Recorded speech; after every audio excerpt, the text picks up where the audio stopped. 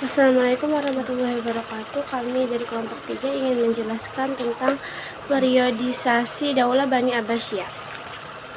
Dinasti Bani Abbasiyah adalah salah satu dinasti Islam yang paling lama berkuasa dari 5 abad dan pernah mewujudkan zaman keemasan umat Islam.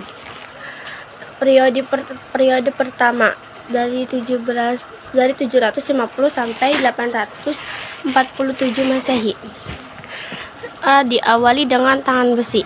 Kita ketahui bersama bahwa pendiri dari Daulah Bani Abbasiyah adalah Abu Abbas As-Saffah.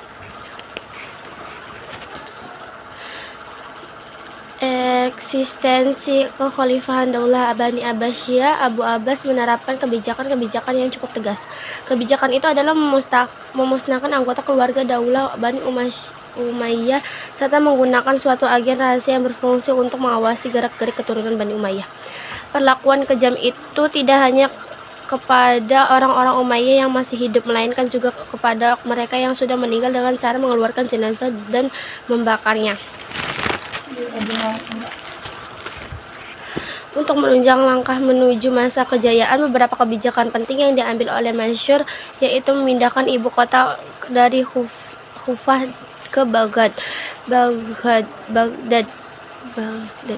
sebuah kota indah yang terdapat di tepi aliran sungai Tigris dan Eufrat. Apabila dasar-dasar pemerintahan Daulah Bani Abbasiyah ini telah diletakkan dan dibangun oleh Abu Abbas As-Saffah dan Abu Ja'far Al-Mansur, maka puncak keemasan dinasti itu berada pada 7 khalifah sesudahnya, sejak masa Khalifah Al-Mahdi dari 775 sampai 785 hingga Khalifah Al-Watsik dari 842 sampai 847 Masehi.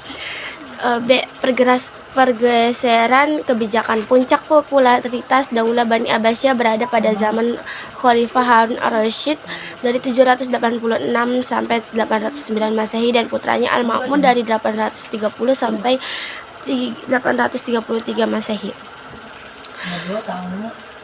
Ada dua kecenderungan yang terjadi.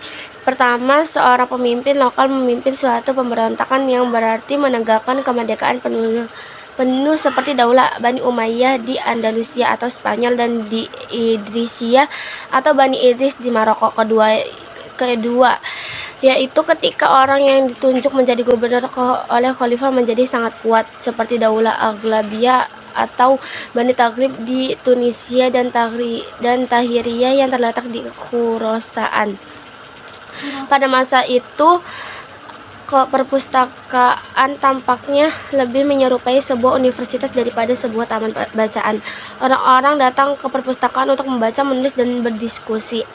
Zaman keemasan. Kekhalifahan Bani Abbas biasa dikaitkan dengan Khalifah Harun ar-Rasyid yang digambarkan sebagai khalifah yang paling terkenal dalam zaman keemasan kekhalifahan Bani Abbasiyah. Di masa-masa itu, para khalifah mengembangkan berbagai jenis kesenian, terutama kesusastraan pada khususnya dan kebudayaan pada umumnya. Kemajuan ilmu pengetahuan berkembang pada bidang sastra dan seni seperti tokoh terkenal yaitu Ibnu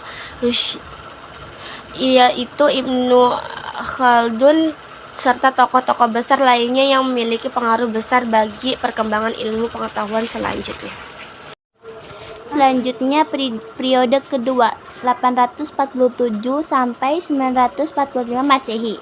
Kebijakan Khalifah Al-Mu'tasim 833 sampai 842 Masehi.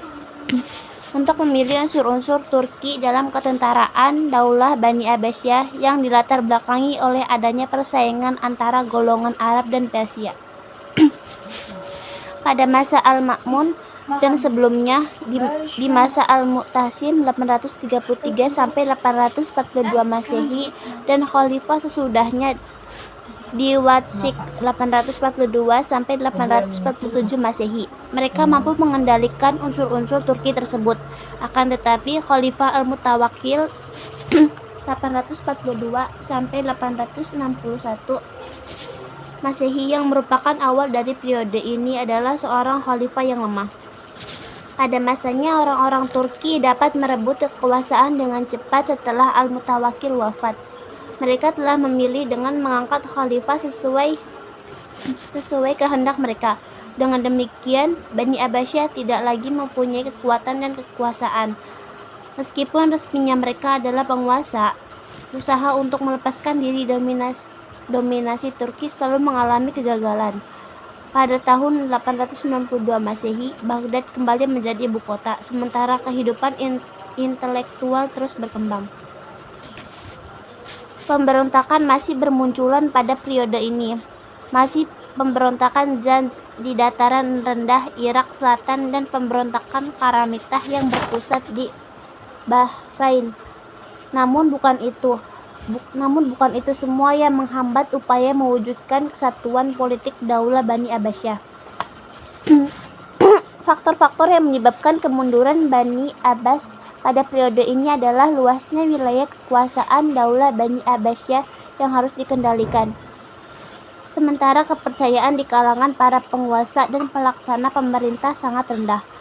Profesionalisasi tentara menyebabkan ketergantungan terhadap mereka menjadi sangat tinggi, dan kesulitan keuangan mereka karena beban pembiayaan tentara sangat besar. Setelah kekuatan militer merosot, khalifah tidak sanggup lagi memaksa pengiriman pajak ke Baghdad. Periode ketiga, 945 sampai 1055 Masehi. Posisi Daulah Bani Abbasiyah yang berada di bawah kekuasaan Bani Buwayhi merupakan Bahrain. Namun bukan itu semua yang menghambat upaya mewujudkan kesatuan politik Daulah Bani Abbasiyah. Faktor-faktor yang menyebabkan kemunduran Bani Abbas pada periode ini adalah luasnya wilayah kekuasaan Daulah Bani Abbasiyah yang harus dikendalikan. Sementara kepercayaan di kalangan para penguasa dan pelaksana pemerintah sangat rendah. Profesionalisasi tentara menyebabkan ketergantungan terhadap mereka menjadi sangat tinggi, dan kesulitan keuangan mereka karena beban pembiayaan tentara sangat besar. Setelah kekuatan militer merosot, khalifah tidak sanggup lagi memaksa pengiriman pajak ke Baghdad. Periode ketiga, 945 sampai 1055 Masehi. Posisi Daulah Bani Abbasiyah yang berada di bawah kekuasaan Bani Buwayhi merupakan ciri utama dari periode ketiga ini. Keadaan khalifah lebih buruk daripada di masa sebelumnya karena Bani Buwayhi menganut aliran Syiah. Akibatnya, kedudukan khalifah tidak lebih sebagai pegawai yang diperintah dan diberi gaji. Sementara itu, Bani Buwayhi telah membagi kekuasaannya kepada 3 bersaudara. Ali menguasai wilayah bagian selatan negeri Persia, Hasan menguasai wilayah bagian utara, dan Ahmad menguasai bagian Al-Ahwaz, Wasit, dan Baghdad.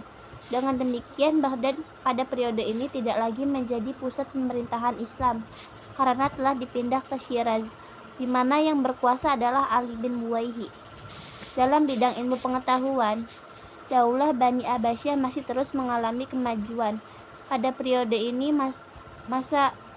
pada masa inilah muncul pemikir-pemikir besar seperti Al-Farabi 870 sampai 950 Masehi, Ibnu Sina 980 sampai 1037 Masehi, Al-Biruni 973 sampai 1048 Masehi, Ibnu Mishkawih 930 sampai 1030 Masehi, dan kelompok studi Ikhwan As-Safa di bidang ekonomi, pertanian, dan perdagangan juga mengalami kemajuan. Kemajuan itu juga diikuti dengan pembangunan kanal, masjid, dan rumah sakit. Selama masa Bani Buwayhi berkuasa di Baghdad, telah terjadi beberapa kali bentrok sosial aliran Ahlus Sunnah, Syiah, dan pemberontakan tentara. Selanjutnya, 4. Periode keempat 1055 sampai 1199 M. Periode keempat ini ditandai dengan berkuasanya Bani Seljuk dalam Daulah Bani Abbasiyah. Kehadiran Bani Seljuk ini adalah atas undangan khalifah untuk melumpuhkan kekuatan Bani Umayyah di Baghdad.